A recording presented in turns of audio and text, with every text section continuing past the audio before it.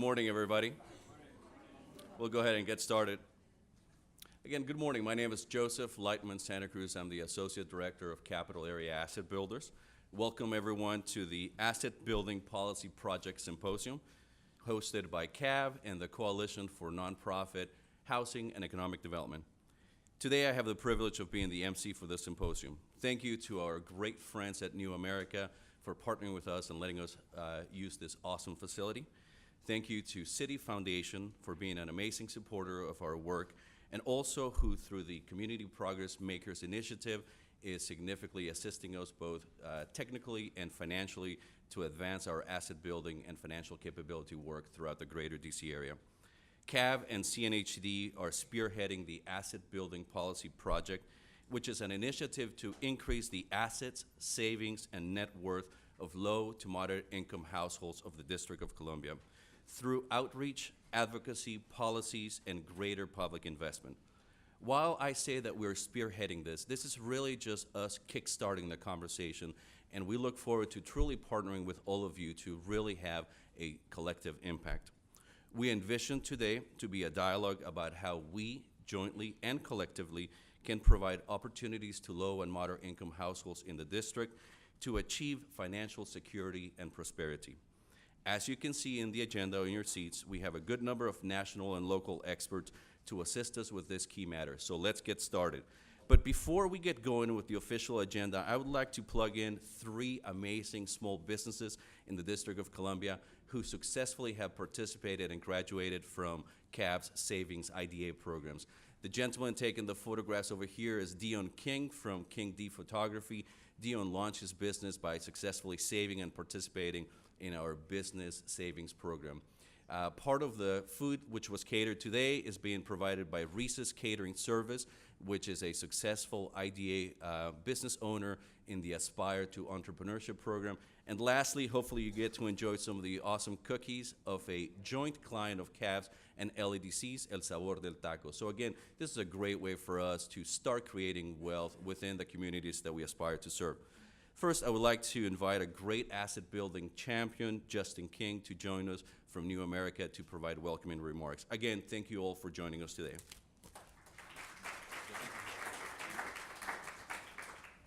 Thanks, everybody. Thank you so much, Joseph. It is great to be here and great to welcome everyone to New America. As Joseph said, I'm Justin King. I'm the Policy Director in the Family Centered Social Policy Program here at New America.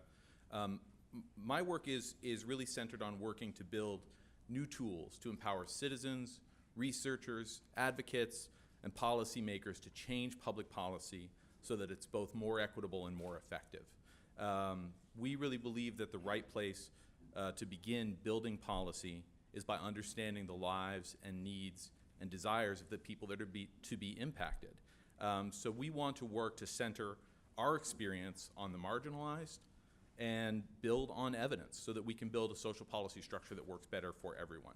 And so this is really a natural fit for us to have you all here today. This is really a remarkable moment. New America's traditionally been very focused on federal policy, but more and more we've come to recognize that there's so much innovation and so much power and so much untapped potential at the municipal and the state level, and that we have a great deal to offer and add to those efforts with our understanding of the ways that state and local efforts interact with federal law, regulation, and policy. So one of the things that we're doing here at New America is expanding our network, launching what we're calling the New America National Network, which has begun with offices in California, New York, and Illinois. And I want to tell you very quickly about a new tool that we've launched as part of that effort. It's called Mapping Financial Opportunity, and it's a suite of online maps that for the first time gives the public the location of every bank, every credit union, every alternative financial services provider in the nation, as well as key governmental and social sector efforts to promote financial empowerment. Anyone can use this tool to look for patterns in financial service provision and craft their responses appropriately. I want to take a minute to dive into DC and just run through really quickly what the landscape of financial access and opportunity looks like here from a geographic perspective. DC, of course, is a very diverse place and a very unequal place. You can see the geography of the city here and the demography a little bit. Lighter areas are more homogeneously white. Darker areas are more heavily populated by people of color. This map shows us the ratio of alternative financial services provision. More brightly colored areas have higher ratios of alternative financial services. DC has a high rate of alternative financial service provision based on population compared to the rest of the country. Montgomery County and most of Northern Virginia have very low rates. Falls Church is a bit of an outlier that we'd like to dig into at some point in the future. The green dots on this map are banks in our area. The red dots are alternative financial services providers. And you can see this is, as I said, it's a heavily banked area for the most part. There are a lot of locations in our region. We can really start to suss out patterns of financial services provision by isolating some of these factors. This is bank locations in DC. And you can see that there's a decent distribution in the entire area. Our data tells us that the average distance to a bank in the whole metro area is 0.87 miles. But the next slide is the one that really starts to tell an interesting story. The red dots, again, are alternative financial services providers in the area. And I think what's really interesting here is both where alternative financial services providers are located and where they're not located. And remember the demographic shading that we provided earlier. We've calculated that if you live in a census tract where the population is at or above 50% black, and also above the national average for the poverty rate, you might travel twice the distance to get to a bank as residents of other areas of the city. And the closest payday lender is on average half a mile closer to you than the nearest bank is. This has an impact on how people bank, how they keep up with their bills, how they save, and how they try to get ahead in their lives. And this is one aspect of the conversation that we're really excited to be able to contribute to going forward. So we're thrilled to have you here today. We're thrilled to have CAB and CNHED partnering to launch this effort and really excited to see where it goes. We're grateful to Brandy McHale and the City Foundation for their support of this effort and for New America over the course of the last couple of years. This is critical work, and we're really excited about what's possible. Thank you, Joseph. I'll turn it back to you.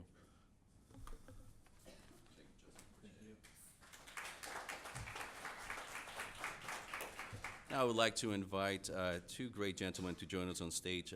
Steve Glaudet, the President and CEO of CNHED, and Rich Peterson, the Executive Director of CAB. And for those of you proactively involved with social media, please assist us to augment the conversation. #AssetBuildingDC. Steve, Rich? Thanks, Joseph. Well, good morning, everyone, and thanks for coming to the kickoff of the Asset Building Policy Project. You know, this is a call to action here in the District of Columbia. It's a call to action to ensure that everyone in the district, regardless of their color of their skin, their gender, their sexual preferences, their disability, or the zip code they were born in, still have the full opportunity to participate and succeed in the vibrant economy here in existence in the District of Columbia. With the support of the City Foundation Community Progress Makers, CAB has partnered with CNHED to today welcome you to begin a dialogue and a much deeper conversation around how we can ensure that there's economic opportunity for all here in the district. So again, thanks for coming. I think we have a great day, and I'd like to welcome Steve Glaudet, CEO and President of CNHED. Thank you. I've been told and trained by mentors to be thankful in powerful moments, and I think this is a powerful moment because I think that this is the launch of some new work and creating some relationships around some new things. So I'm just full of thank yous this morning. First of all, I want to thank all of you for coming out. I know most of you or your organizations, and I know how full your agendas are. So the fact that you're willing to entertain new work and new ideas and new pursuits is something that we are thankful for. I also want to thank CAB. For decades, they have been virtually a lone champion of asset building in the District of Columbia. Many of us have been fighting worthy causes like affordable housing, human services, workforce development, small business development, and more. However, widening racial gaps in the district are forcing us to look at the causes of pervasive poverty differently than we have before. And in doing so, I'm finding that asset building is moving much closer to the center stage. CAB has to be applauded for its long-term vision for seeing its importance years before many of us saw it and for incorporating it into our agenda today. I also want to thank City Foundation and City Community Development. I jokingly say I'm old. I've run 6 nonprofit organizations. I've done a lot of fundraising. I've had a lot of relationship with funders. But the one thing that I've particularly noticed over the last 3 years since I've been at CNHED is that City Foundation and City Community Development have some things about it that are rare. First, they license risk, which is essential if you're going to innovate and if you're going to lead. Too often, whether we get public funding, corporate funding, or other philanthropic funding, we're being funded to kind of maintain the status quo, if we're really honest with each other. What I love about City Foundation is that they seek risk, that they license risk, and they allow risk. The other thing that I like about City is that they are thought leaders with you in the process. I cannot tell you how many conversations, not only CNHED, but many of our member organizations have had in the pursuit of new initiatives and new funding. And City doesn't just give you money and go through an approval process, but they actually think through the pursuit with you. And these two things are both rare and appreciated. DC is very liberal with its investments in certain assets like affordable housing, workforce development, human services, and more. But we've learned that in addition to these, we must have strategies which increase low-income persons' abilities to earn, to save, to navigate systems, and more. But more importantly, we've learned that these things must be integrated, and that is much of the work that's in front of us. This report and the emerging partnership between CAB and CNHED, we intend to, will help build a new platform and perhaps campaign to inform, identify, direct, and inspire new ways of supporting CAB's legacy of work and have CAB's long legacy become a broader prescription for progress that many of us help to achieve. Lastly, I'd like to thank my team at CNHED, but particularly Yvette Banfield, who's directed this project, who is our Director of Wealth Building Strategies, and also Michael Collins, who's our researcher, who has been toiling in the information and data fields, not just here in the District of Columbia, but looking at models of the country. So I'd love if we could give Yvette and Michael a round of applause for their efforts. And I think you're going to have a very inspiring day. I think you're going to learn from the report. You're going to hear from our fireside chat participants. And at the end, Rich and I will give you your marching orders. Okay, then let's get started. So it's my, on behalf of the staff at CAB and our board of directors, I'd like to introduce today's panel. First, Brandon McHale, City Foundation in New York City and elsewhere. George Jones, President and CEO of Bread for the City. Nice to see you, George. And Lee Davenport, who'll be the moderator today, is the board president at CAB. Have a great discussion. Thanks.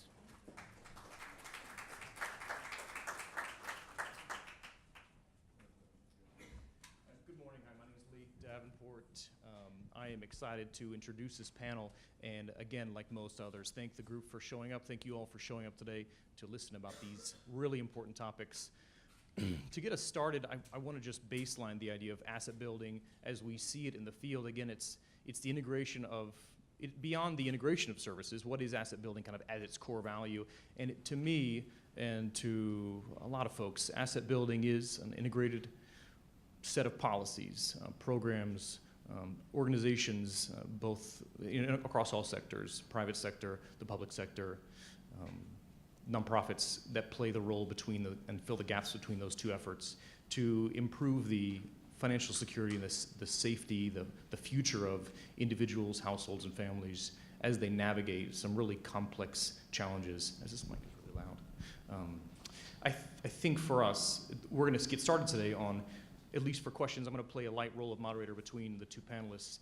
But I think for us to get started, I'd like to think about what for both of you, what is asset building, and why is it important for groups in DC to get involved, lessons that we have learned and known from other places that you've been working. Go ahead, Brandy.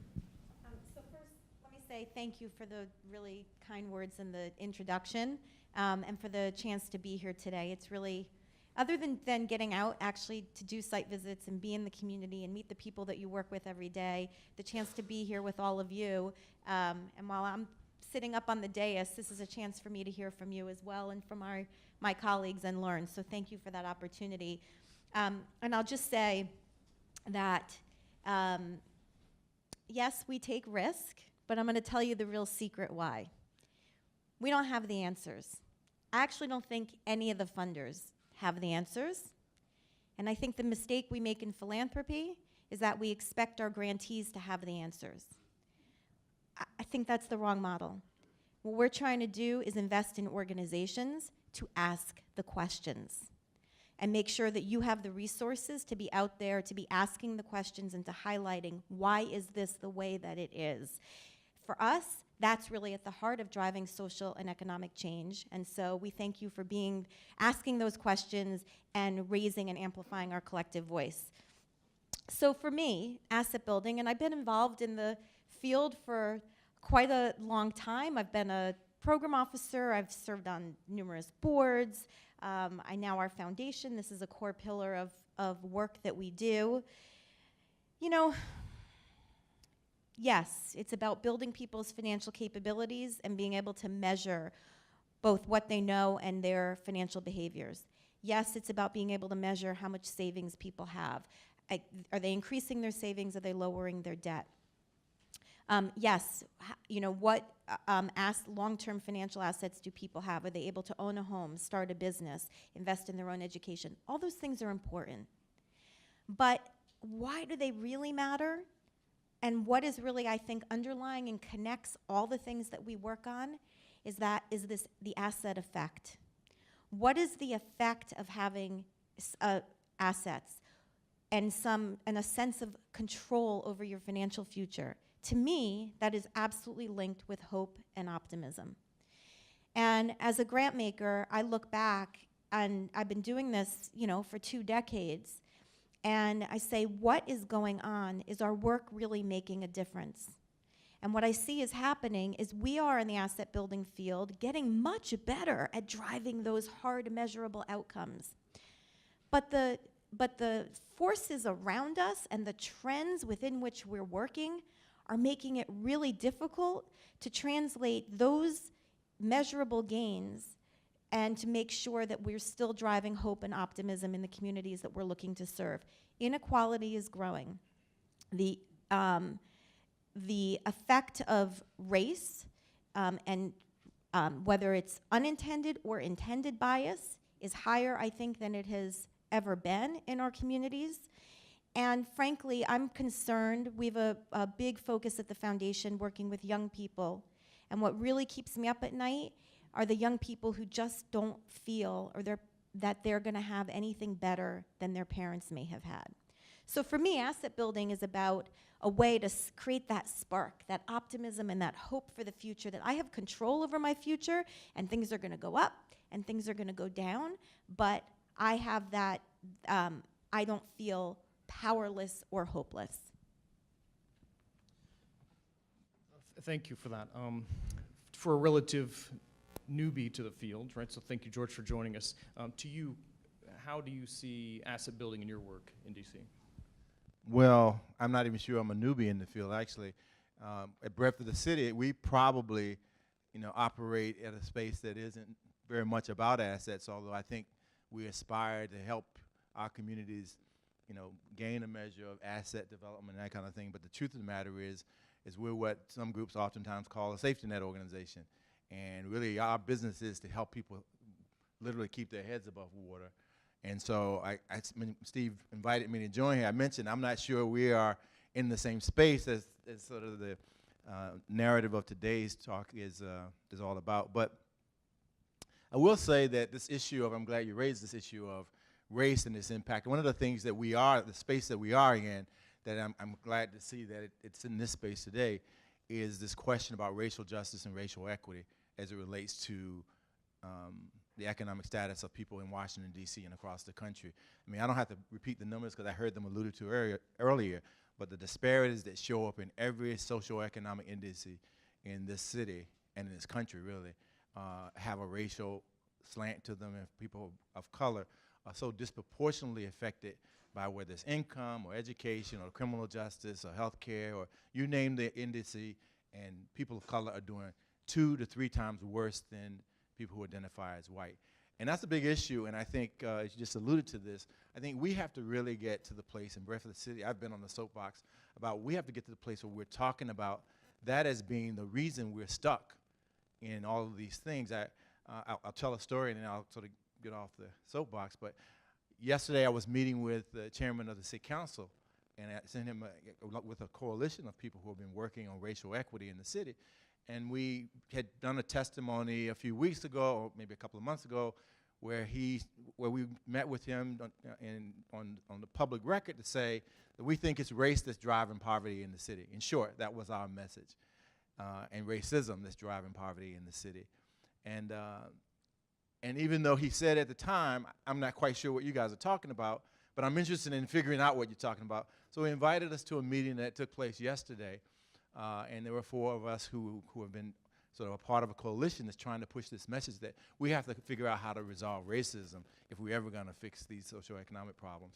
And so we met with him, and he had 30 minutes on the schedule, but he actually gave us an hour to talk about this issue of why, if the district, if policymakers, if funders, if nonprofits aren't trying to make their institutions and their policies anti-racist, that you're not going to fix these economic problems, because that's the piece that's holding up, that's propping up these disparities. And so all the programs we do and all the other efforts are really going to have minimal impact if we're not willing to talk about this. And so specifically, we went to ask the council member if he would do 2 things. One, which he sort of entertained, which is we think that the city's council needs a training on racial equity. Because contrary to what all of we liberals in D.C., and there's probably like 2 people in D.C. who doesn't consider themselves liberal, but all of us think we're liberal in D.C. We don't know anything about racial equity. If you haven't had a racial equity analysis, you're just making up how race is working in this space, and you got to get a training. So we asked the chairman to have the council consider that. He wasn't quite ready to ask the council, but he did agree to go through the training himself. The second thing we want the city to do ultimately is to do a racial equity resolution that says that the district will not pass any public policies that hasn't had a racial equity analysis, which is to say that every single policy should be checked to make sure it's not going to have an adverse impact on people of color. And so I think if we can really get this movement to get traction in this city, where the policymakers and the businesses and the nonprofits and the individuals say, we really need to be intentional about changing these statistics around race and socioeconomic status.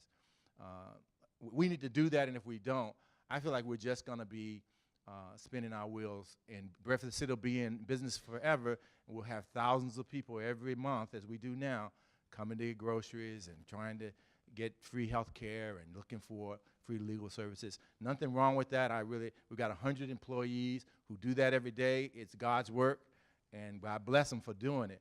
But if we want to sort of fix this problem of economic disparity that falls along racial lines, we've got to start talking about race in a serious way. I just want to add to that and say that, so we're a funder of an organization called Living Cities that works across the country with municipalities. And one of the things we're doing is an initiative called Racial Equity Here. Racial Equity Here. And it's just about this exact issue, working with municipalities and training teams within city agencies to really understand the impact of race, but also the unintended adverse impact. And it's really hard. And you know what? It's uncomfortable.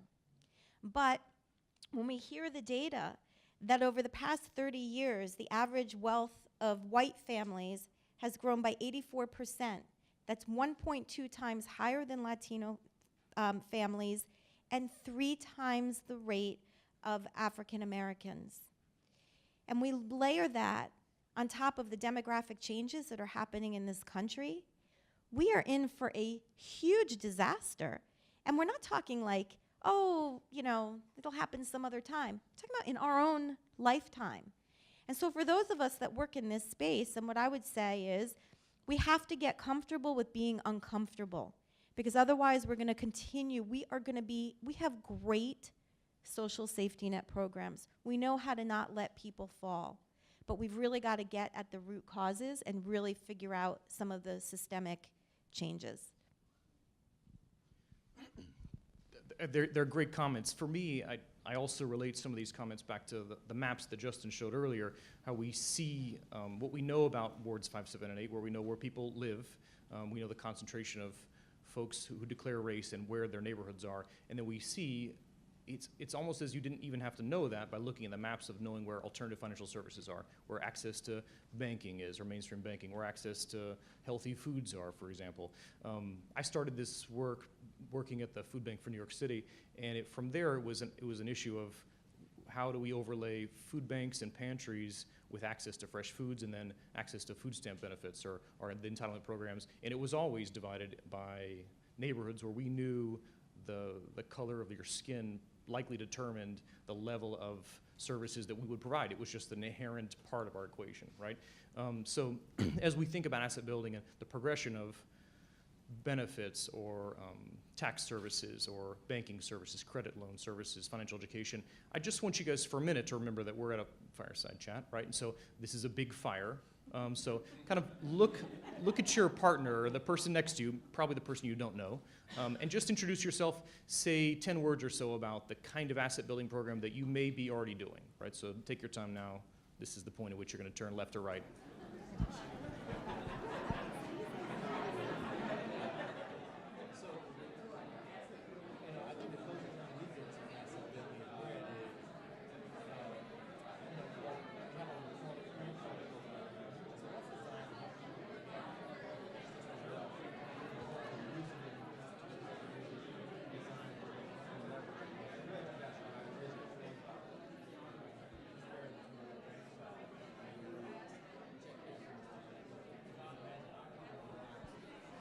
Increasingly heavily on the jet casting, and it's costing them more money. I'm always surprised that those of us who have more money.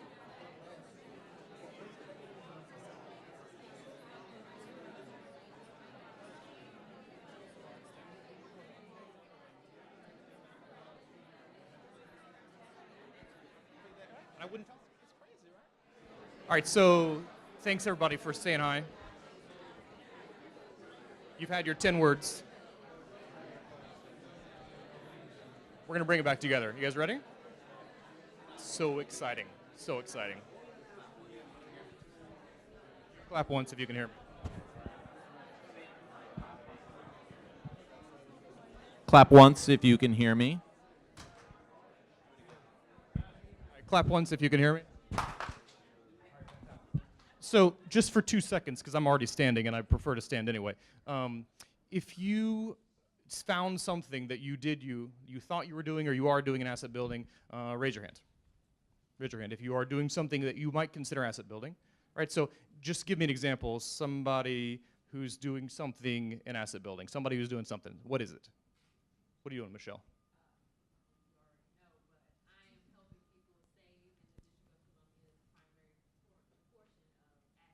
Okay. Saving and banking. Somebody else, who's doing something else? What are you doing? Match savings accounts. Great. What are you doing? Helping small businesses increase their revenue to build up their balance sheets. Great, so small business entrepreneurship education. Right? What's the one back here, Waldo? Housing counseling. Excellent.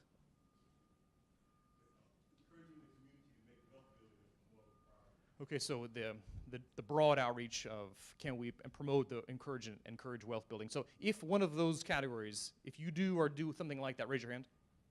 If one of those things, if you do or do something like that. If you do tax preparation, do something, raise your hand. All right, so if you do, so there's taxes, there's match savings, there's financial education, there's home ownership preparation, there's post-secondary education school. Are there other things people are doing besides those broad categories we mentioned? What else is happening?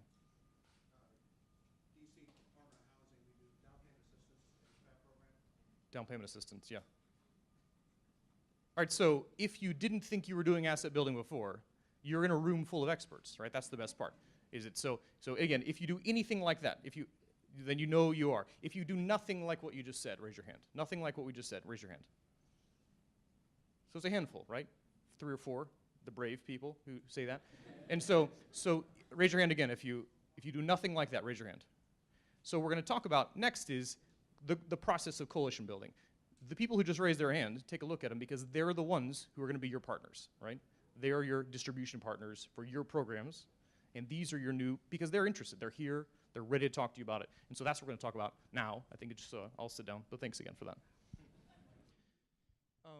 But on that note, to really illustrate why it is that partners need partners in distribution, could we talk for a minute about why asset building, as defined, is important for organizations to reach their missions to support clients, consumers, customers, across sector? Why is it important? You've seen it nationally, you've seen coalition building locally.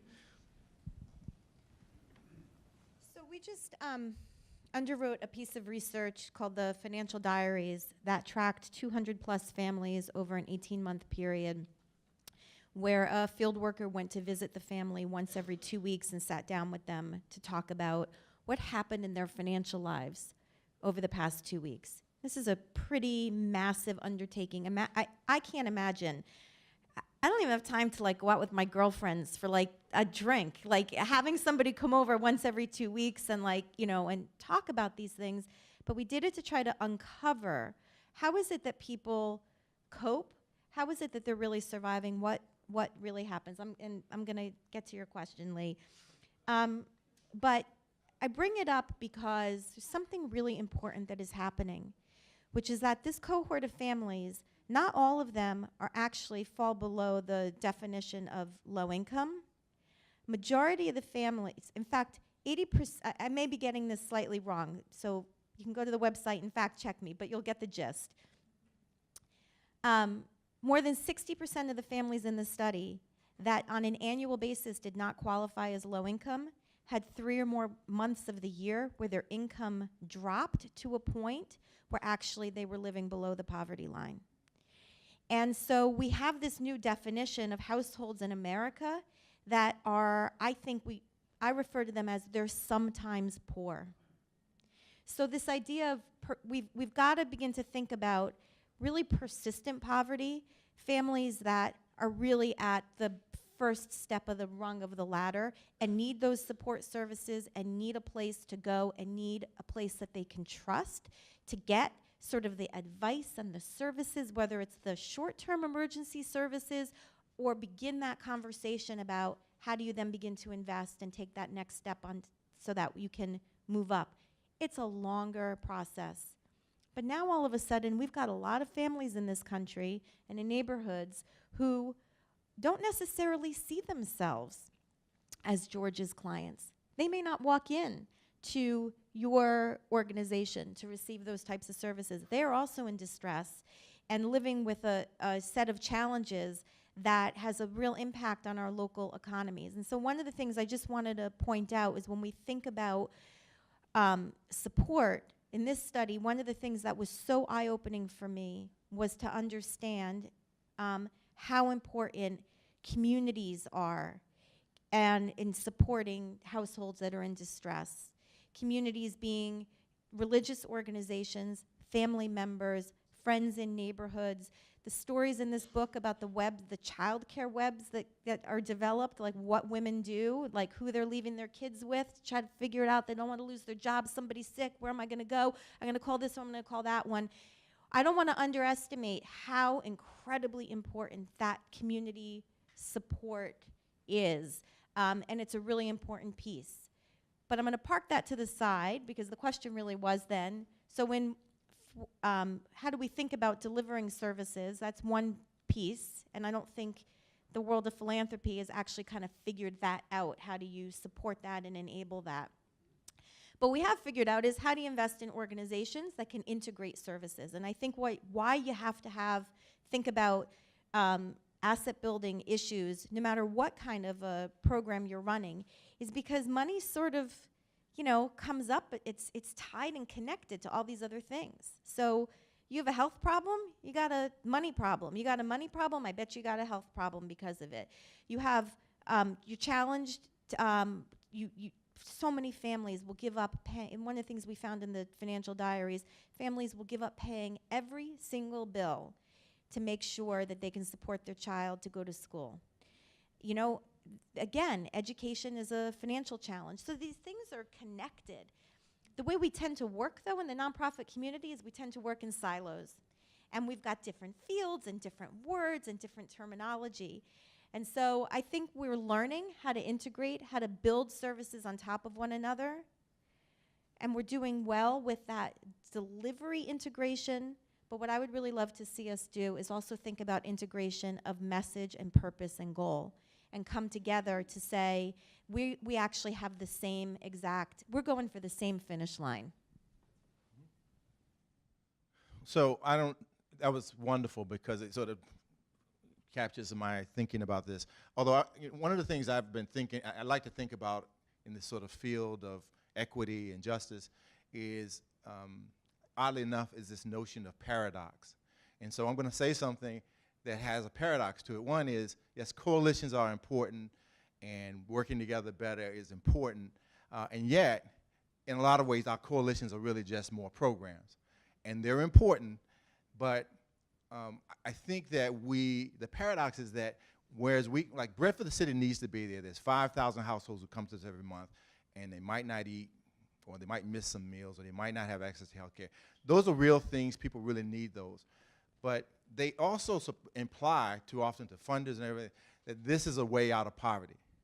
And that's not true about bread for the city. It's not even true about coalitions, even if all of us got together in coalition here. The problem is so systemic that we'd just be a better version of a program if we did it well and a handful of people. We don't want to try to work our way out of poverty or out of people with inadequate assets one person at a time. It's inefficient, and at the end of the day, we'll be working the rest of the time trying to do it that way. So the paradox is, yes, work better in coalitions, strengthen your programs, and the people who listed themselves as asset so providers, if you will, we need to work with you, because helping just one person is worth it. If you can help one person in your lifetime, you ought to sort of say, thank you, God, this was important to do. But if we want to sort of change what's happening sort of on a macro level, we want a more just society, we need our systems, starting with public systems, but also starting with banking systems. Like when I came in, we were talking about banking. That's a large enough institution that if that institution alone was anti-racist, then you would move the needle in a way that's not programmatic, but systemic. And so to this point, the last thing you said, and the reason I wanted to say that is because, so if we're talking about messaging the same, I'm on the stump today to say, yes, message about your program and how they need to work together in coalition, and we'll speak all that speak. But also message about, but we need our society to work better for people of color. And you can do both of those. You can make your programs work, and Breakfast City can raise money, and I can get paid every month for doing that work. and at the same time, I can speak to any group of folks and say, hey, but that's not enough. We all have to say that these racial disparities have to end, and they have to end because large institutions, the government, banks, housing institutions, we know the ones that really drive our society, healthcare providers and the healthcare system, they have to be anti-racist. And then the breadth of the cities and the rest of us can go off and do the things we really like to do, because our institutions will hopefully, particularly like mine, certainly those who are in sort of banking institutions, we don't want you to go away, but institutions like Breakfast City can go away and do other things with their resources and time, because we will make this a society where people can wake up in the morning and they don't have to turn to an agency like mine, but they can turn to a job, go to their bank where they've got money, have equity in their house, have a health insurance card in their pocket. I mean, that's how the rest of us live. We don't turn to bread for the city. We use our resources. We use those assets that we've built up, but we've sort of been tracked in the system that worked for us. And so, don't ever doubt. I mean, I heard Obama take a whole lot of heat because when he said nobody gets to where they get on their own, that's absolutely true. And I don't care what you think about how you got to where you are. You were lucky enough to go through systems that worked for you, and whether it was your education system, your banking system, your hospital system, and so we all have to give credit to systems that do work, and understand that for people they're not working for, it's our challenge to sort of help make them work. So. I don't know what the time is. I think I have one more question, or we could do Q&A. What's our time? Okay. So those comments, there's a lot of things that came up in my mind when we just, that last round. There's this, everyone knows the analogy of the starfish, right? So there's this guy walking on the beach and he picks up a starfish. I do believe, to a large extent, even if we talk about the VITA program, the Volunteer Income Tax Assistance Program, we prepare a lot of returns every year, almost 3% of every market. Now 3% is, right, the front row on this left side of number of people out there who are eligible for these kinds of returns. The same way, a lot of our organizations collectively, we just said it, right? We serve people at a one-on-one time, right? In a retail business. And so to get to Brandy's point around we need wholesale change, and this is the word wholesale social change came from Ben Hecht at Living Cities, right? The idea that we have to change systems broadly speaking, we have to change the way we talk about systems. And one of the ways that we do that is through an integration of service delivery, so that a product or service that we might provide, we can either refer people to that if we don't offer it ourselves. We can build it ourselves. We can invest in a new program. We can buy it, just get it off the shelf from somebody else. We could partner with somebody like who's doing this work here, and people earlier who raised their hand who weren't doing anything but still showed up today. You may want to partner with someone who can do a service like this. In the way that I think about coalitions, I think there are a lot of different ways people attack partnership, program construction, program management, and also there are no understanding the root cause of all these things. There is that maybe we can get better. We can serve a percentile more people next year if we're really, really good. If we can go from 5,000 to 5,500 homes, how many homes does that leave, right, in the gap? It's a big gap still, right? So. Yeah, a lot, right? So I think I'd like to focus this last question on, it's a two-parter. One, I'd like to hear of other coalitions that have done this work, because part of the best thing about having Brandy on the panel is the Progress Makers grant that has gone out into communities has put some really targeted resources into some really big places, some really big markets, and we've attacked some really big problems with support across the nation. So I think there's a lot of lessons that we can learn. And then two, if there are policies that have addressed some of these systemic challenges that you've either seen or that we know that we've seen at CNHED around housing policy, what kind of big policy changes or big systemic changes might we see or learn from other places that have done it well? So let me bump up for one moment to say that what we do together has and when we think about systems change, it is all at the policy level. I think, though, we are missing the power of the market. And one of the areas where we need to build muscle strength is understanding how to work with the private sector. Because the market can, private sector companies have as much of a stake, especially consumer companies, have as much of a stake in getting this right. They may be doing it for a different reason than we want it done, but they, again, the country is changing. So I'll just say a few things. One, I have been fascinated over the past 2 years and still cannot sort of shake from my mind. Do you all recall when Starbucks tried to do a campaign where they were writing messages about race on cups, and it completely backfired on them, and they received lots of backlash, and perhaps it was a clumsy design or execution, and it's certainly, for someone that works in a private sector company, can tell you it's like the 3 a.m. nightmare that all our marketing people have. You have the right intention, but it doesn't execute right. But I'm fascinated by it because I think about, we talk a lot about financial institutions, but I think about a company like Starbucks and the fact that they open facilities, they bring jobs, and there's sort of a sense, right? Like, if I got a Starbucks in my neighborhood's, kind of like made it. We just need to build out our coalition, I think, to get to partner more with different types of companies than we've historically worked with in the community development or the asset building space. So opportunities to learn there. The other thing I will just say about why integration is so important is a lot of the integration work started about the efficiency of the delivery of services. I say, okay, let's throw that out the window.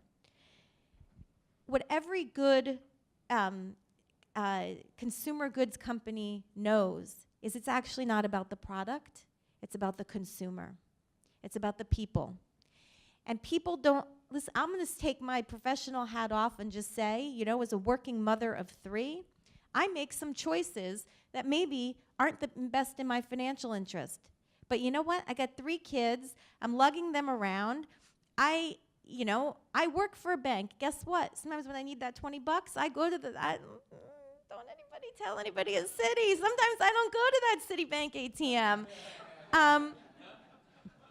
And so, because time and convenience is really important to me. So I just say that one of the things when we think about integration is not to just think about the supply side, but the demand side. What is it that your clients and your households need? And think about the whole person. It does us no good to solve somebody's housing problem, but to not help them solve their health or their financial problem. We're not getting ahead.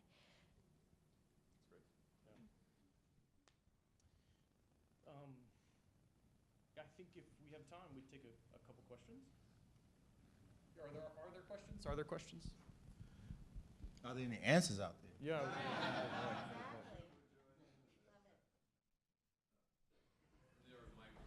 Good morning, everybody. My name is Mustafa Abdul Salam, and I'm working Ward 8. I'm a resident and have been doing work around community development and been to many conferences like this. And I think the challenge that we have is to continue to look at wealth building as an important outcome. Most of the people I talk in the community, some wealth would help them out a lot. It would remove a lot of the problems they have. And we're not talking about wealth in the millions. We're talking about wealth above survival levels.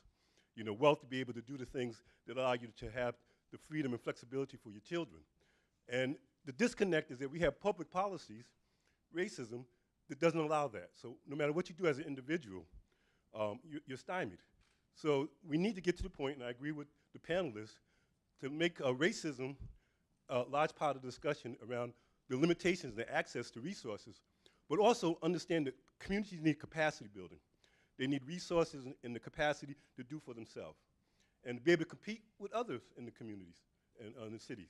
So I would like to see greater emphasis on wealth building as being an outcome, not being able to balance your budget, but being able to see in the future you or your children being able to build wealth. Can I respond a little bit to what Mustafa just said? So, this word equity that's out there, and I like to sometimes drill down on that. So equity is like kind of juxtaposed to the notion of equality. And it's important to understand that equity really is going to require for us to do more. I mean, Mustafa just called it capacity building. But basically what he's talking about is that we're going to have to double, redouble, triple-double the support for these communities if they're ever going to get to the place where they're building assets. You can't make it equal because it's not an equal playing field. And so when we're talking to policymakers, I tried to ask the councilman yesterday, he was very political with his response to me, but whether or not he was willing to go into a white audience and say, look, we're going to start talking about race in this city explicitly and intentionally when we talk about policymaking. And he gave me an answer that was framed just nice enough that white audience would have heard it, and I said, that's a problem. I say, no, I need you to go in there, and at some point you're going to have to go forward to these taxpayers, which is what sort of they consider, I think, the white population in the community, and say explicitly to them, what I'm talking to you about is shifting resources in a dramatic way to people who are disparately impacted in this city. And it takes courage, and I was surprised at how much he dismissed how much courage it can take, but he's going to find out, I think he maybe knows deep down, that that's not an easy conversation to have with an audience that thinks they're paying the bill already and they're there. But that's what we're talking about, because we need those assets to move to a place where you can double up and triple up on your resources so that people can really have a chance to break the cycle of poverty and earn income and buy a house and do all the things we're talking about. So we joke and say, do we have any answers? I think one of the and this stuff is complex, and we get it, and we're not going to undo hundreds of years, overnight. But I think where we begin is being really intentional and setting some very targeted goals. And coming together, and this is a really, this coalition is really impressive. What if this coalition intentionally said, we have the data, let's disaggregate the data by race, and let's set one goal based on that disaggregated data to try to move the needle and pick, one indicator and one issue. And let's see if we can do it. And because I think we have to make it easy for policymakers. I think when we bring the issue, it's all these things, it's just too complicated and hard. But all of a sudden you start to see that being intentional about it. So one is we have to disaggregate the data. When we present data and we present these numbers, we cannot put it all together. It's too stark, the differences. And then when you break it down by race, you then see the issue. And let's be intentional about some of the programming and not being uncomfortable to say we're targeting it towards through a racial lens. I had a question over there. Yeah, I just wanted to follow up. There were two things really. There were some really cool maps that came out from the after effect of redlining in Louisville, Kentucky yesterday. It came out, and it showed like the super long-term effects of policies that happen, not to pick on any particular industry, that happen everywhere, right? So the idea that some policy changes are made sometimes have these very long-lasting effects. And then two, I use this, I like to think about an analogy that I learned recently through a cartoon of all things. Imagine there are people standing at a fence, right? Let's say they're watching a baseball game in the outfield, and there's the tall person, the medium person, the short person, right? You can pick your analogy of how you want that. The tall person can easily see over the fence, right? The status quo is one of the three people can see over the fence, the next person can just barely not see, and the short person can't see at all, right? Equity, in this example, is each giving them a 1-foot box, right? So equity means that two people can now see over the fence, but still the third person can't. And equality means that you give the shortest person a 2-foot box, and the middle person a 1-foot box, and the other person stands where he's standing today. I think it's the other way around. Is it really? But we get your point. Go, thank you. We can Equality, everybody gets the same number of boxes. we can edit that part out. We'll, But anyway, and we're cutting well taken. here. We'll cut that. So I'll repeat the story in your head. It was a great story. Thank you very much. One question over here. Yes. Just a comment and a question. You mentioned the word intentionality, which is important. But also, I like to include this word authenticity and transparency. We talked about institutions, but institutions are governed and run by people. And I'm reminded of the movie A Time to Kill. In the scene where Samuel Jackson's in the jail and Andrew McConaughey comes in and they start to talk, and he tells Andrew, listen, you don't know my community. You don't know me. You don't come on the other side of the track. So when people aren't familiar with who you are, they build a barrier of perception of who you are. And so I think a part of what you're attempting to do with the council is to say, listen, let's move this dialogue out to where you're meeting the people that you're supposed to be serving and benefiting. And so I would ask all of us, and I look at this challenge as part of me. I didn't introduce myself. My name is Ron Hance. I'm the board president of the Network for Developing Conscious Communities. One of the things that we've been working at is transparency and having the honest, authentic dialogue around race and inequality and equity. Because until we get to that point of changing the attitudes and consciousness of the folks who are running institutions, then we really are working behind the ball. And so all of us need to look at how we're interacting with folks. When I come into a room like this, I look around, particularly in a city like Washington and Baltimore, and particularly predominantly urban cities where people of color, I look at the audience. Who's being represented there? Because to me, that says something about equity. It says something about equality. And so that's important to bring everyone along. And so we all have a responsibility in this whole game or process to look at how we're developing relationships. Do I come into a community just for a job, or do I come into a community to actually elevate the people there by allowing them to grow and take part in the democratic process of how they want to determine their own existence? And so I know it's a tough conversation. People take ownership of certain things, but to really grow and grow this whole paradigm that we're trying to do in terms of being equitable, we got to give up ownership. And we got to be able to say that I'm here to help you grow and not to grow you. So not a question, just a comment in terms of my observations.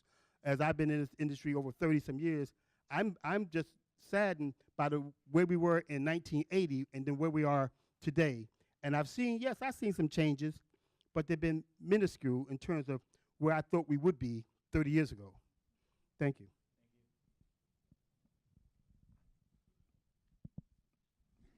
Hi, Monica Warren Jones from Enterprise. I have a question for Mr. Jones, and it kind of allies a little bit with what Ms. McHale said about needing to disaggregate the data. But when you mentioned that racism is sort of really perpetuating the poverty issue here in the district and the inability to increase wealth, I was wondering if you can give I believe it, I know it, but I want to hear more of a specific example of a specific in your space, and then in terms of how racism is actually, really making the problem worse, and then what the vetting mechanism would look like at the city council level. You mentioned, sort of having a lens of some sort that every policy that's being proposed, what that would look like to address that specific issue. And I'm sorry, it's a little loaded, but I want to help to amplify the message, so hearing a good example from you would be helpful. Yeah, I mean, there are a ton of examples. I guess the one that because we're in the healthcare space, a lot of times I go there just because it's so easy to pick up. But one of the premises behind this is that it's really predictable that you're going to have disparity in America in these systems. So you should start off, whether it's your council or whatever it is, if I set my system up the way they usually are set up, it's probably going to skew towards people of privilege. So when you're doing your systems, let's say, for instance, healthcare, right now we've got a program called the DC Healthcare Alliance. And healthcare is just one pillar of the house of cards that people live on who are just trying to make ends meet. But the district has a system. It's a great program. It's one of the most progressive healthcare programs in the country. And this is one of the sort of paradoxical pieces of this, is which good people oftentimes do the wrong thing. So we put this healthcare system in place. It's free healthcare for people, largely now for people who are undocumented. It used to be for all people at low income, but now Medicaid covers citizens, and so the alliance mostly covers people who are undocumented. But the district has put, as its measures for entry into the system, they put all these gates up. Gates that are going to be more complicated, so they've got 2 certification periods during the course of the year. You got to come to them. I mean, basically, they built the system as if though it was for me, a person with money, means, a car. I control my own schedule. I can show up 3 times if you told me to during the course of the year. But if you build a system like that for low-income people of color, you have just built a system that doesn't work for them. And so you are intentionally trying, in fact, you are going to go to sleep thinking, I did this great thing for these poor people. And what you just did was set up a system that doesn't work for them and essentially ends up being more about, and to be honest with you, here's the cynical piece of me. Some people in the district know that you end up saving money that way because half of those people don't get in that system because they can't jump through all those hoops. And I don't think most people are thinking about it that way. Actually, maybe they're thinking about, it's my responsibility to manage the district budget, whatever. But the bottom line is, if you want to fix that issue, you have to build that system so fluidly and so accommodating to the reality of what the folks have in terms of assets and resources that you wouldn't put those hoops in there. And I wouldn't have to spend all my time writing letters saying, hey, please reduce one of these recertification processes because it's too burdensome and it's gonna have people dropping out. And by the way, the last piece to say about that is, and by the way, you're gonna be spending more money because they're gonna show up at the emergency room. And you're not even saving money on that.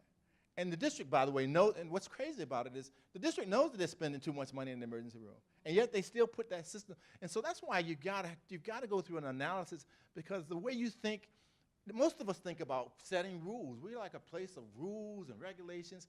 And so now we serve the rules instead of the rules serving us. And so, the district sets these things up, and it ends up costing them money, costing the system money. If we do this right, racism is going to cause, you mentioned earlier, and I'm sorry about going on, but this notion that in 10 to 15 to 20 years, this country is going to be 60% people of color. And people of color, black people in particular, make half of what whites make. And if you're depending on Social Security to pay your retirement like I am some years from now, we don't have enough money. because we've been paying people of color half of what we pay whites, and they're going to be the predominant number of people who in theory are going to pay into Social Security, and there's not going to be any money for those of who get old and who set those systems up just that way. Underpaid people of color, devalue their work in the workplace, and we end up paying the price because we're not having a system to pay for us. And so it doesn't make sense for those of us who are privileged to set systems up like that, and it certainly hurts people at the front end who are low income. So.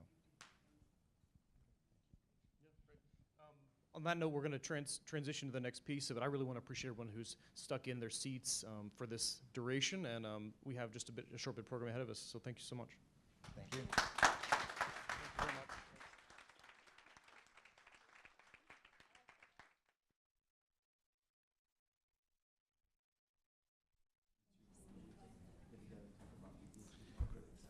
Brandy, George, Lee, thank you for that very animated conversation. We'll be sticking around to really get into the bones into what the coalition can be accomplishing. But before we get into the coalition specifically, we would like to invite Yvette Banfield, the Vice President of Economic Development, Policy and Wealth Building Strategies at CNHED, who will provide an overview of the policy briefing paper that hopefully becomes the crux of the conversation going forward. Yvette?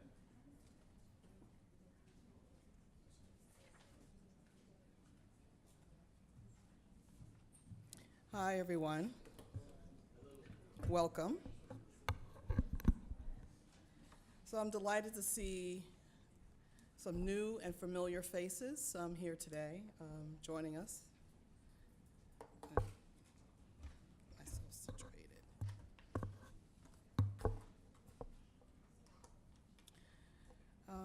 Before I begin, I want to thank CNHED. I want to thank CAB. For their partnership. I also want to thank my colleagues that I work with at CNHED, and then I want to give a special thanks to Michael Collins, who is the project consultant working on the DC Asset Policy Project.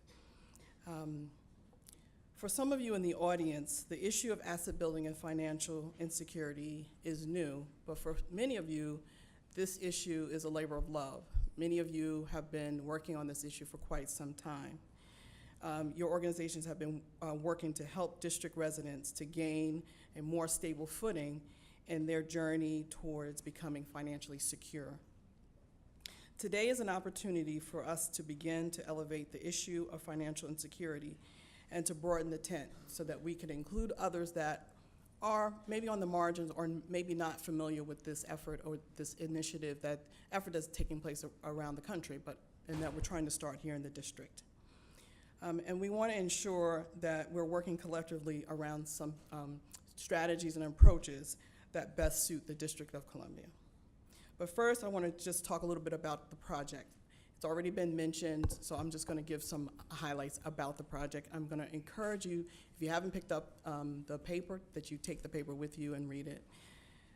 The impetus for the DC Asset Building Policy Project was to, one, foster collaboration among with involving a cross-section of stakeholders, and that means local nonprofit organizations, public sector organizations, and government entities, and also private organizations. In order to increase the asset savings and net worth of low and moderate income individuals, households and individuals. But more importantly, which was mentioned earlier by Brandy and by George, is the integration of those services, making sure that the public sector is integrating those asset building services and programs so that it's touching all individuals who engage and work with the district at various capacities. You've heard from previous speakers about the enormous disparities in the asset accumulation. CAB recognized that more must be done to address these disparities directly, to attack the issue by involving the full spectrum of community groups, government, and the private sector. And through this project, we hope to kind of define and foster a greater awareness. What we really don't want to do is make the assumption that people understand and know what asset building is. Sometimes when you use a term or a slogan that is familiar with those in the industry, those who are intimately involved in the work, they understand what it means. A lot of times people who are new to the issue or maybe only focusing on one particular area of asset building may not look at it in its fullest spectrum. And looking at it from a continuum to say, what are all the other ways that we can look at this topic and engage and affect change as it relates to asset building? We want to identify and share the barriers to achieving long-term financial sustainability. What does that look like? We want to examine and really break it apart and understand what that really looks like on the day-to-day for many of us.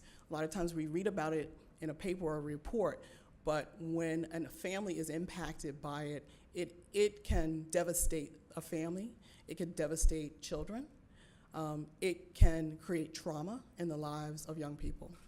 And it sets a tone and a direction that will impact them, have long-lasting impact. And so we want to be able to examine what those barriers are.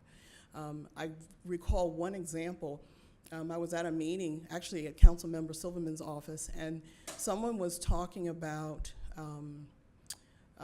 who's a manager of a hotel here in the district. And she said, you know, we hired someone through one of the employment workforce development training programs, and the person is doing a great job. But now they're about to experience potentially housing instability, because the housing subsidy that they're getting is no longer, is being questioned because their income has increased. Well, I would venture to say, if I looked at the person's income and I'd said, well, if you strip that away from them, there would be a diverse or harsh impact on that particular family, on that particular individual, and her ability to maintain financial stability to go to work. So that just adds another layer of stress and complication in her life. And so that's a prime example of a particular barrier. And when we talk about the integration of services and we talk about looking at subsidy programs, we're looking at how do those actual programs that were actually designed and set up to help families, to help individuals move out of poverty or to become financially stable, to be taxpayers, how do those particular programs have unintended consequences? And so we're going to look at that. And then we're going to convene public forums like this, but others, to engage multi-stakeholder players to examine how asset building programs and services can be more effective and integrated in public services. And then we're going to share best practice, but also come up with some recommendations that will be informed by you and strategies that we can work together around implementing. So what is asset building? I rearranged my talk to make this more integrative. Lee a little bit stole my thunder because I was going to ask the audience and engage you guys, because I figured that you would be sitting here for a while and listening, and we wanted to engage you. But so thank you, Lee. But so what I was going to ask is, what do you think when you think of, and you hear about asset building? But so earlier speakers have talked about it, and from the report, how we platform or talk about asset building, we're saying that asset building encompasses an array of strategies, which was mentioned today, that equip individuals and families with the necessary resources to cultivate, build upon their financial foundation. And I also was having a conversation with my colleague Ginger, and I was just, kind of mulling over some of these thoughts and just realizing that there are so many places where asset building and financial security is talked about in other spheres. When you think about churches, I mean, anyone who goes to particularly a black church, you know that they talk about, you better get out of debt. That is the one thing that they talk about. And they actually have a program typically that helps their congregations or people in the community to get out of debt. And they talk about, about savings, they talk about investment, they talk about retirement, they talk about education. How do you save for your children? So, there are other, I think, stakeholder partners that also could be involved in this. I did not necessarily see or hear a lot about what the institutions of faith-building institutions have contributed to this conversation. So in the report, we provide a snapshot of asset building. We provide a snapshot of what it looks like here in the district. And so we kind of highlight some specific statistics, and we talk about that there's 30% of households don't have enough savings to live above the poverty line for 3 months. 40% don't have enough net worth to live above the poverty line for 3 months as well. And then 24% of households have a banking account, but they still use those services that basically strip them of their ability to save, which is the check cashing and the payday loans. We also introduced Prosperity Now, formerly CFED's Household Financial Securities Framework. I thought it was a really, you'll see in the back in the book, it's I think a great way of kind of platform or mapping out what the full spectrum in terms of asset building, because you talk about navigate, to learn, to save, to own, to earn, and to protect. And so it actually shows you what a full spectrum asset building policy initiative or effort could potentially look like when you look at programs and services that are taking place in a particular area. There's one example I'll just highlight when you look at Navigate. So when you look at Navigate, there are resources, tools, programs, and stakeholders that are all involved and part of that, the deployment of or the execution of asset building as it relates to navigating resources. We're talking about financial education and counseling. A tool would be financial education campaign or literacy campaign. Programs and initiatives would be something like Financially Fit DC or Bank on DC. Many of you are familiar with that, with those campaigns and those initiatives. Many of you are participating with those or partnering with the district agency, DSB, Department of Securities Investments and Banking, as well as CAB.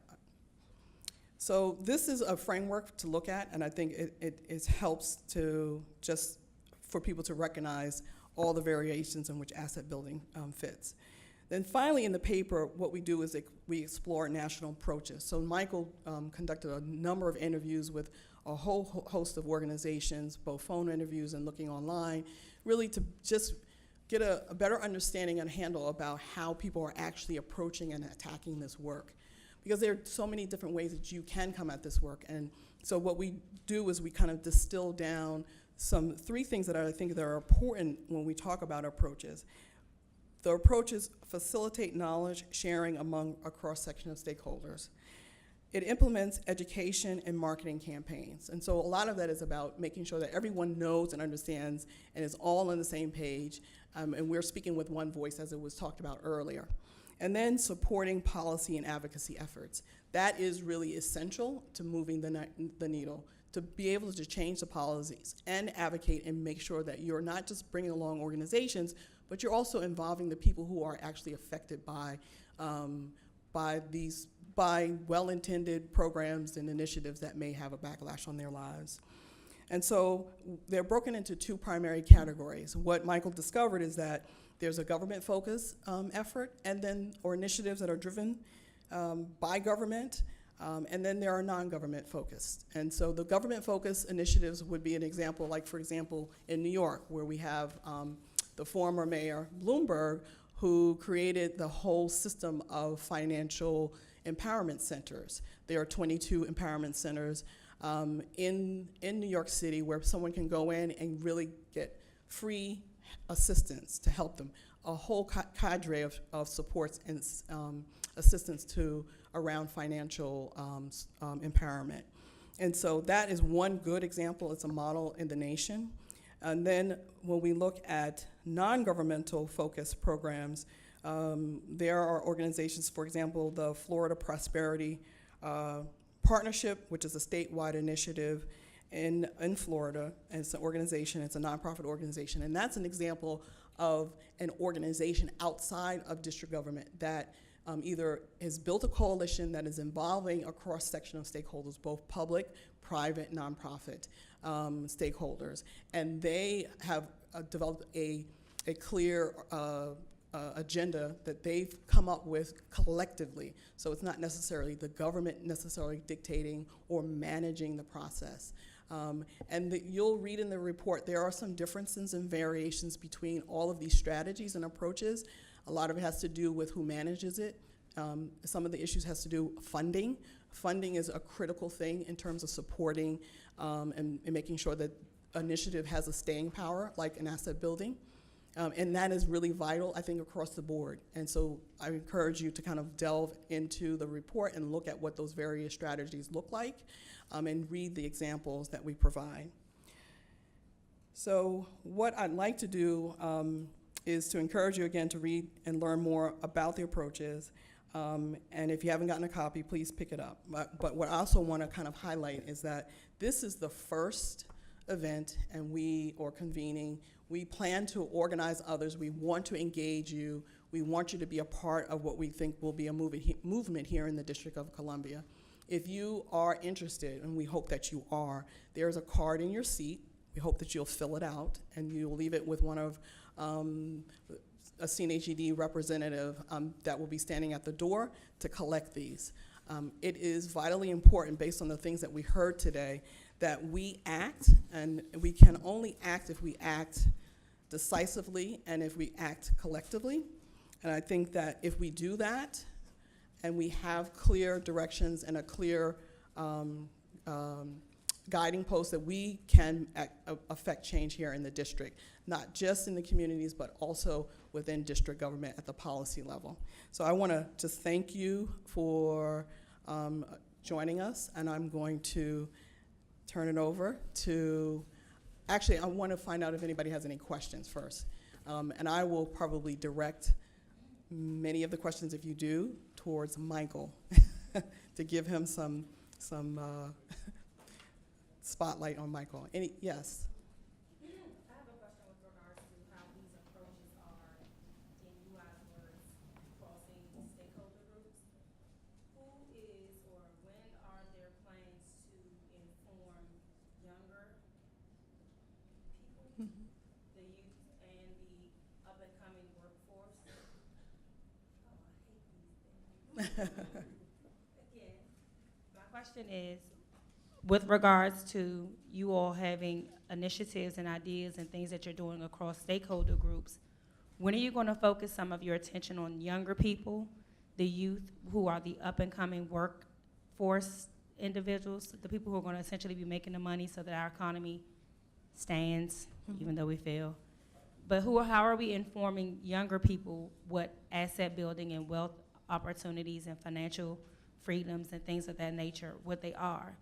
Everyone knows that people are broke. Everyone knows that poverty is perpetuated. Everyone knows those things, but how are we enabling our younger people to not continue with those cycles and to make better decisions based on facts, things that we do know, and based on opportunities to have people mentor them so that, again, even if they're not giving them money, so that they know how to do with the money that they can attain? I'm certain that there are organizations that are already involved in that effort, but I'm curious, what organization do you represent? For the city, I'm George Jones. Okay, great. I think that's a great question, and I think you're spot on. And we envision that this is a multi-generational effort, and so we would need your voice at the table to make sure that we are including young people, making sure that there are organizations and workforce development providers, because when we think about this, we're not just thinking about the organizations that do direct service or provide support and assistance, prevention services. We're really thinking about the full spectrum, and so that young people would be a part, an integral part in how we look at that. Any other questions?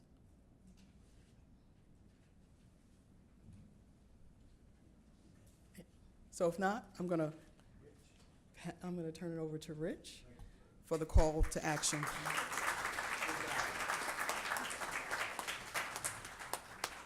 Well, thanks, Yvette, and special thanks to Yvette and Michael, who really, and Steve, who really work closely with us and are guiding us through this exciting process. But, and just wrapping up today, I saw a video the other day that went viral. I don't know if people saw it in Panama City in Florida, where two young kids were being swept out to sea by a tide.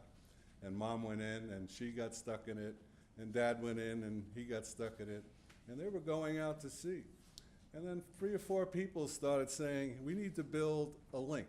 We need to build a human chain from the shore out to where these people are.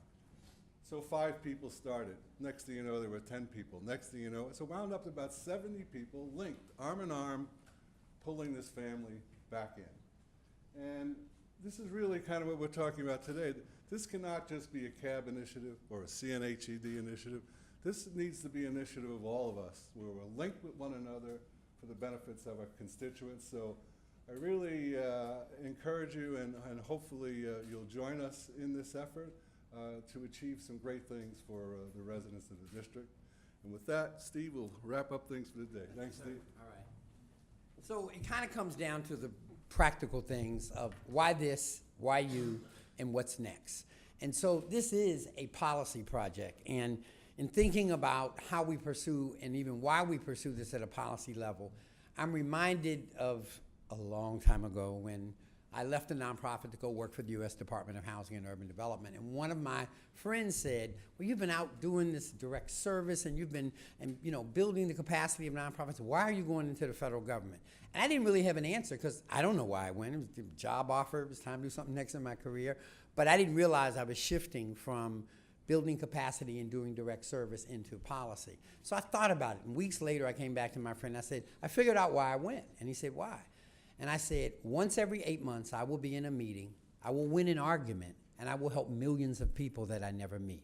And that's why we do policy. We do because even though it's not the daily touch, even though it's not the direct contact, it is every now and then we win something, we win an argument, we shift a decision, and we help millions of people. So that's why a policy project. Why you? Because you're close to the problem, and you're close to the people that we're trying to help. And I'm say it best through stories, so I'm gonna tell you a story that I think brings it to life. Years ago, when I was at HUD, there was a brilliant public housing leader in St. Louis, Missouri, Bertha Gilkey. She worked in what was then considered the 3rd worst public housing project in America, Pruitt-Igoe. It's no longer there, they blew it up. But at that time, Bertha, without any government involvement or money, had just cleaned the place up, kicked the drug dealers out, reduced teenage pregnancy by 48%, got rent collections up to 92%. And so the federal government, as it always does, it doesn't always generate success, but it loves to follow it. So after Bertha fixed the place up, HUD wanted to put some money in. So we decided we were going to give millions of dollars, and we decided we were going to leave the primary structures in place, but we were going to put a daycare center here, and we were going to put a video arcade here and an employment center here. And we got down to the last decision about where to put the new sidewalks. And so we had a HUD architect, we had a city architect, we had a housing authority architect, and they debated each other for hours. And finally, the public housing leader, Bertha, couldn't take it anymore. She grabbed all 3 of them by the hand, walked them outside and said, put the sidewalks where you see paths in the grass. Somebody's walking that way for a reason. And I think for this work, we need you all involved because you are closest to the people that we're trying to help. You have insights that can build and shape policy that will matter. The other reason why you and why this is that it's a lot harder to say no to a lot of organizations who are singing the same song, who are pushing the same message, who are intent about the same gains.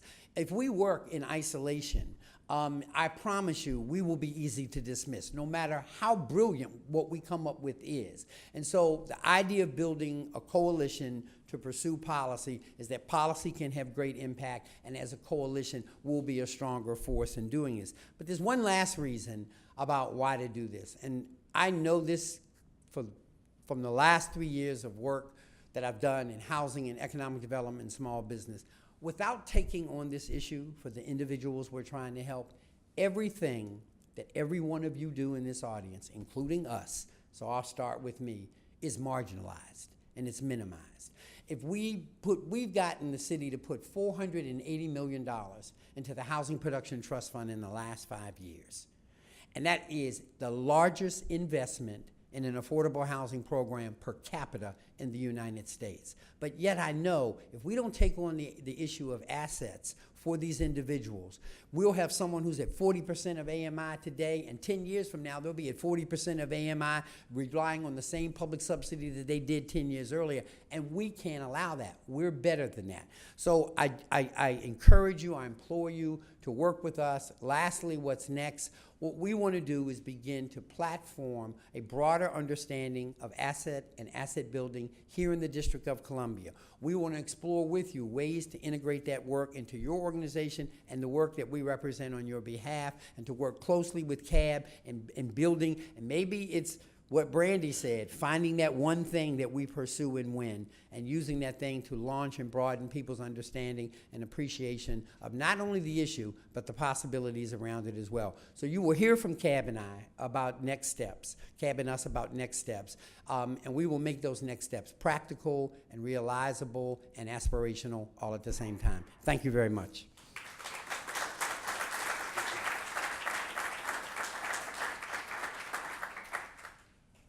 Joseph Lightman is going to provide the conclusion of today's event, and again, thanks everybody for coming. Thank you, Rich. Thank you, Steve. Powerful call to action words. 3 very basic direct points from our side. 1, we want to be partnering with you. We want to be collaborating you. We want to be working with you. The role that 2, the role that CAB and CNHD want to play is just to convene all of us. As I look around the room, there's a plethora of amazing, robust local expertise providing financial literacy, providing housing counseling, affordable housing, Bank On, FDIC, Prosperity Now, LADC, UPO. There are several banking private sector partners. So we're all here. What matters the most is to be working together. And third and lastly, as Yvette mentioned, we are here for you because we want to be working towards the same goal. So let's please work together over the next several months. We will be further convening more stakeholders so that hopefully our objective is to launch a coalition to move the agenda forward. So with that, thank you very much for attending, and we look forward to working with you.